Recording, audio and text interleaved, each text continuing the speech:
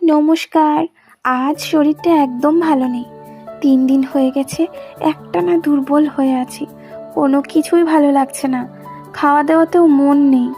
পরিবারের সবাই চিন্তিত হয়ে পড়েছে তুই কবে সুস্থ হবি।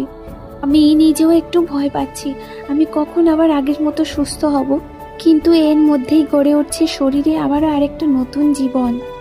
এই ভাবনাটা আবার এক ধরনের সাহসও দেয়।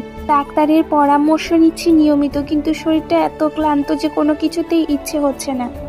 কখনো মনে হয় একটু কেঁদে ফেলি, আবার নিজেকে বোঝাই না, এটা সময়ের ব্যাপার, সব কিছু ঠিক হয়ে যাবে। এই ছোট্ট মুহূর্তটা তোমাদের সাথে ভাগ করে নিলাম, কারণ তোমাদের সাপোর্ট আর ভালোবাসা আমার কাছে খুব বড় একটা শক্তি। তোমরা কেমন আছো কমেন্ট করে অবশ্যই জানাবে। আর যারা আমায় মনে মনে শুভেচ্ছা পাঠাও তাদের জন্য অন্তর থেকে ভালোবাসা।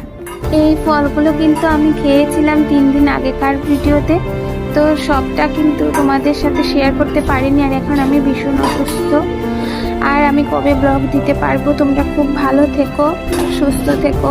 আমি সুস্থ হয়ে গেলে অবশ্যই আরেকটা ভিডিওতে তোমাদের সঙ্গে দেখা হবে। তো আমি কোনো কাজই করিনি, শুধুমাত্র এই বিছানাটা গুছিয়ে দিলাম। আর মা হচ্ছে সবগুলো কাজ শেষ করছিল ছেলেকে কোলে নিয়ে নিয়ে। আজ বুঝতে পারছি যে মায়ের আসল ভালোবাসা কতটা গভীর হয়। ছোট প্রাণের জন্য আমিও লড়ছি, প্রতিটি দুর্বল মুহূর্তেও মনে সাহস রাখছি।